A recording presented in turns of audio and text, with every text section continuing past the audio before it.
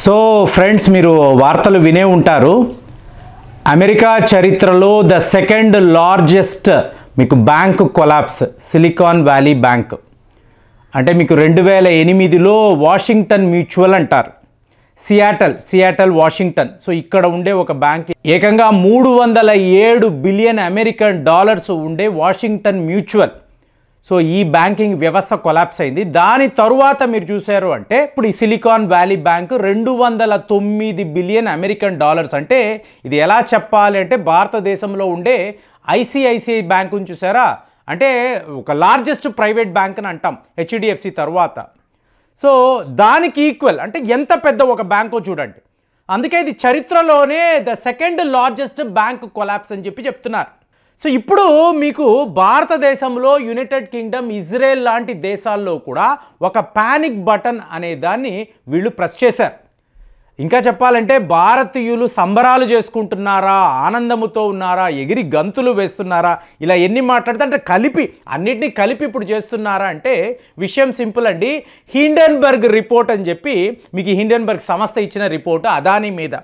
అంటే ఇండియాలో ఏ కంపెనీలు ఎలా పర్ఫామ్ చేస్తున్నారు, ఎక్కడ ఎవరిని ఫిక్స్ చేయాలి, ఎలా బద్నాం చేయాలి, ఎలా ప్రపంచ స్థాయిలో వీళ్లను మనం అగౌరవపరచాలి, ఈ ప్లానింగ్లో ఒక సంస్థ స్టార్ట్ అయింది. కానీ వాడి దేశంలోనే, వాడి బ్యాక్ యార్డ్లోనే మీకు ఇంత పెద్ద బ్యాంక్ కొలాప్స్ అయిపోవడాన్ని హిండెన్బర్గ్ రిపోర్ట్లో ఎక్కడా కూడా వీళ్ళు రాయలేదు. మరి రాస్తే ముందు నీ ఇంటిని చక్కబెట్టుకోవాలి కదా, నీ దేశంలో ఏం జరుగుతుంది. సో ఇది వాళ్ళు గమనించలేదు కదా అని చెప్పి భారతీయులు ఇవాళ చాలా ఆనందంగా ఉన్నారని చెప్పి రిపోర్ట్స్ వస్తున్నాయి. అంటే నువ్వు ఎలాగో అదానీని ఏదో ఒక విధంగా నువ్వు కొలాప్స్ చేయాలనే ప్రయత్నాలు చేశావు, నీ బ్యాంకింగ్ వ్యవస్థ ఇవాళ కొలాప్స్ అయిపోతుంది కదా. ఇవాళ ఇది ఎంత పెద్ద విషయం అంటే ఇంకా ఇలాంటివి ఎన్ని బ్యాంకులు అమెరికాలో ఉన్నాయి అని చెప్పి అందరూ మాట్లాడుతున్నారు.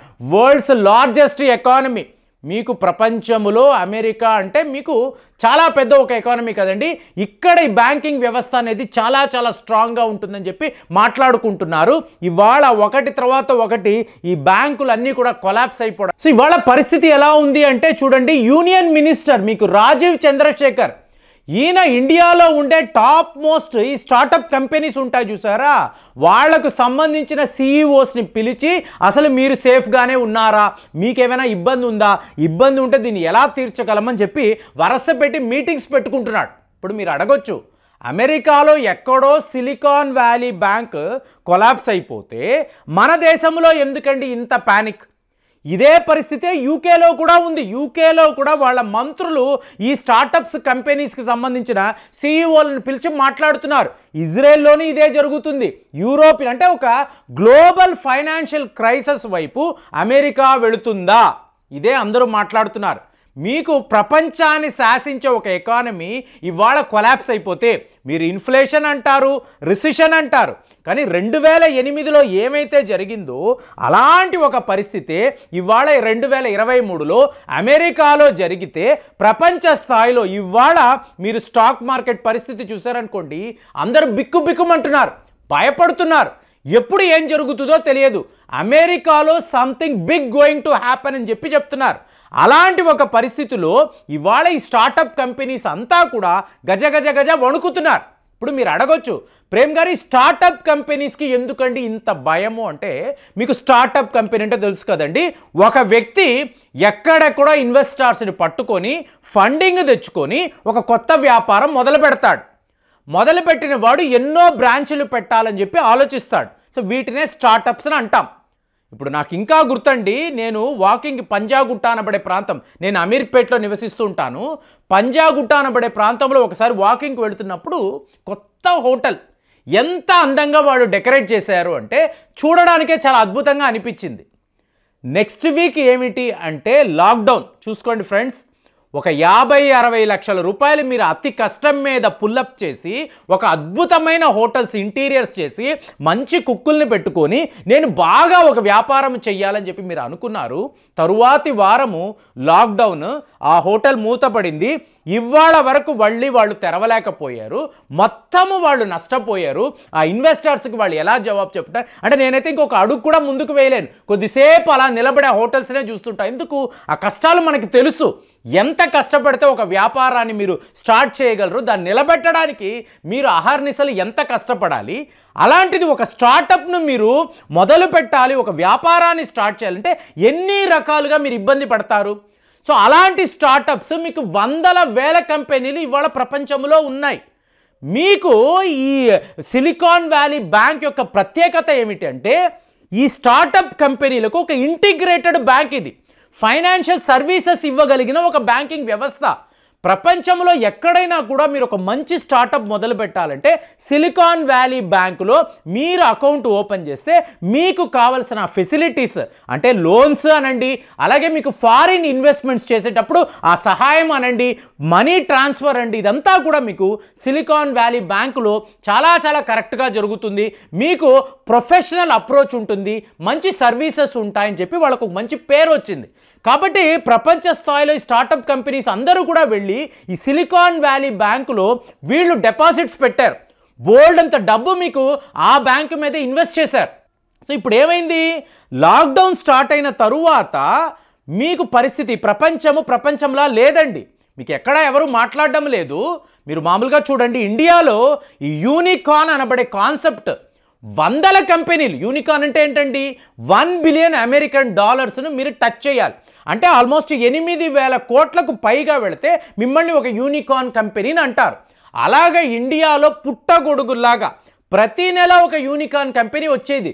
మీకు వరల్డ్స్ యూనికార్న్ క్యాపిటల్ ఇండియా అని చెప్పి చెప్పుకున్నారు. ఇవాళ పరిస్థితి ఏంటో చెప్పమంటారా? గత 6 నెలల్లో ఒక యూనికార్న్ కంపెనీ కూడా ఇండియా క్రియేట్ చేయలేకపోయింది.